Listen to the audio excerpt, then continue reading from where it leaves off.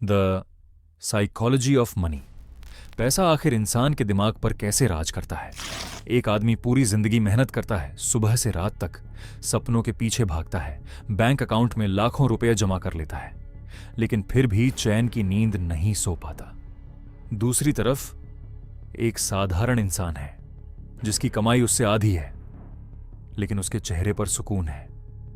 सवाल यह है, अगर पैसा खुशी खरीद सकता है तो अमीर लोग हमेशा खुश क्यों नहीं होते? और अगर पैसा खुशी नहीं खरीद सकता तो पूरी दुनिया उसके पीछे क्यों भाग रही है? शायद जवाब पैसे में नहीं, बल्कि हमारे दिमाग में छिपा है। यह कहानी है द साइकोलॉजी ऑफ मनी की, एक ऐसी सच्चाई जो आपको पैसे कमाने से ज्यादा उसे समझना सिखाएगी। कल्पना कीजिए, साल 1923, दुनिया के सबसे अमीर लोगों की एक खास बैठक हुई। उस कमरे में बैठे लोग उस समय अमेरिका की कुल संपत्ति का बड़ा हिस्सा नियंत्रित करते थे। उनके पास पैसा था, शक्ति थी, प्रभाव था। लेकिन कुछ साल बाद उनमें से कई लोग दिवालिया हो गए, कुछ जेल चले गए और कुछ ने आत्महत्या कर ली। पैसा था, फिर भी जिंदगी बिखर गई। क्यों? क्योंकि पैसा सिर्फ गणित नहीं है, यह मनोविज्ञान है, और इंसान हमेशा तर्क से नहीं, भावनाओं से फैसले लेता है। हम बचपन से सुनते आए हैं, ज्यादा पैसा मतलब बेहतर जिंदगी, लेकिन सच्चाई इससे कहीं ज्यादा जटिल है। एक मजदूर जो दिन भर मेहनत करता है, लॉटरी जीतने का सपना देखता है। एक करोड़पति 10 करोड़ कमाने का सपना देखता है, और 10 करोड़ वाला 100 करोड़ का। लक्ष्य बदलते रहते हैं, लेकिन संतुष्टि नहीं आती। इसका कारण है इनफ, यानी काफी का अर्थ न समझना। दुनिया में बहुत से लोग इसलिए नहीं हारते कि उनके पास कम है, वे इसलिए हारते हैं क्योंकि उन्हें लगता है कि जो है वह काफी नहीं है। साल 1998, एक हेज फंड मैनेजर था, नाम था जॉन मैरीवाथर। उसकी कंपनी में दुनिया के सबसे प्रतिभाशाली लोग काम करते थे, यहां तक कि नोबेल पुरस्कार विजेता भी। उन्हें लगता था कि वे बाजार को हरा सकते हैं, जोखिम को पूरी तरह समझ सकते हैं। लेकिन फिर एक अप्रत्याशित घटना हुई और अरबों डॉलर कुछ ही दिनों में खत्म हो गए। उनकी सबसे बड़ी गलती क्या थी? ज्ञान की कमी नहीं, लालच, और यह विश्वास कि बुरा समय कभी नहीं आएगा। यही पैसे की सबसे बड़ी विडंबना है। जितना ज्यादा हम सफल होते हैं, उतना ज्यादा हमें लगता है कि हम अजेय हैं, और वहीं से खतरा शुरू होता है। क्योंकि पैसा कमाना एक कौशल है, लेकिन पैसा बचाना एक अलग कौशल है। आज सोशल मीडिया पर आपको हर जगह सफलता दिखाई देती है। महंगी कारें, लग्जरी घर, विदेश यात्राएं, डिजाइनर कपड़े। ऐसा लगता है जैसे हर कोई अमीर हो रहा है, बस हम ही पीछे रह गए हैं। लेकिन जो दिखाई देता है वह पूरी कहानी नहीं होती। कई लोग अमीर दिखते हैं, लेकिन वास्तव में कर्ज में डूबे होते हैं, और कई लोग साधारण दिखते हैं, लेकिन आर्थिक रूप से मजबूत होते हैं। धन और दिखावा दो अलग चीजें हैं। 1 करोड़ की कार देखकर लोग प्रभावित हो जाते हैं, लेकिन असली संपत्ति वह नहीं है जो दिखाई देती है। असली संपत्ति वह है जो दिखाई नहीं देती। बैंक में बचत, निवेश, वह पैसा जो खर्च नहीं किया गया, यही असली धन है। अब एक और रहस्य समझिए। दुनिया के सबसे शक्तिशाली वित्तीय हथियार का नाम क्या है? बुद्धिमत्ता, कड़ी मेहनत, बड़ी सैलरी नहीं, कंपाउंडिंग, चक्रवृद्धि। एक ऐसी शक्ति जो समय के साथ छोटे पैसों को विशाल बना देती है। कल्पना कीजिए, आप रोज सिर्फ एक छोटा पौधा लगाते हैं। पहले दिन कुछ नहीं दिखता, पहले महीने भी नहीं, पहले साल भी शायद नहीं, लेकिन 10 साल बाद वह जंगल बन सकता है। निवेश भी ऐसा ही है। वॉरेन बफेट दुनिया के सबसे सफल निवेशकों में गिने जाते हैं। लोग सोचते हैं कि उनकी सफलता का कारण उनकी प्रतिभा है, लेकिन कहानी का बड़ा हिस्सा कुछ और है। उन्होंने बहुत लंबा समय निवेश में बिताया, दशकों तक। समय ने उनके पैसों को बढ़ाया, और यही कंपाउंडिंग का जादू है।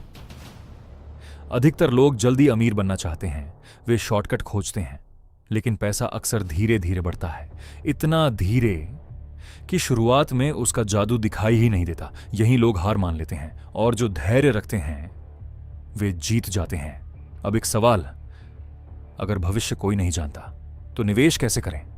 सच्चाई यह है, कोई भी भविष्य नहीं जानता, न बड़े बैंक, न विशेषज्ञ, न अरबपति। किसी को नहीं। दुनिया अनिश्चित है। हम सिर्फ संभावनाओं के साथ जीते हैं। यही कारण है कि सफल निवेशक भविष्य की भविष्यवाणी करने की कोशिश नहीं करते। वे तैयारी करते हैं। वे अपने लिए सुरक्षा का मार्जिन रखते हैं, कैश बचाते हैं, जोखिम को सीमित रखते हैं और अनिश्चितता को स्वीकार करते हैं। बहुत से लोग आर्थिक रूप से इसलिए नहीं टूटते कि वे गरीब हैं। वे इसलिए टूटते हैं क्योंकि उनके पास विकल्प नहीं बचते। जब अचानक नौकरी चली जाए, जब बीमारी आ जाए, जब व्यापार में नुकसान हो जाए, तब बचत ही असली सुपर पावर बनती है। पैसा सिर्फ चीजें खरीदने का साधन नहीं है। पैसा समय खरीदता है, स्वतंत्रता खरीदता है, चुनाव की शक्ति देता है। आप क्या करना चाहते हैं, कहां रहना चाहते हैं, किसके साथ समय बिताना चाहते हैं, इन सब पर नियंत्रण देता है। और शायद यही पैसे का सबसे बड़ा उद्देश्य है।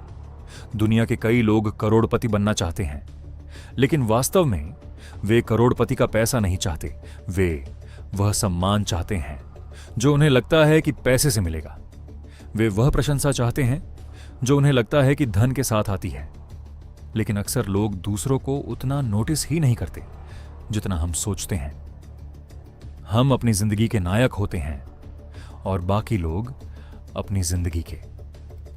यही कारण है कि दूसरों को प्रभावित करने के लिए खर्च किया गया पैसा अक्सर सबसे कम उपयोगी खर्च साबित होता है। अब सोचिए, अगर आपको आज अचानक 10 करोड़ रुपए मिल जाएं, क्या आपकी सारी समस्याएं खत्म हो जाएंगी?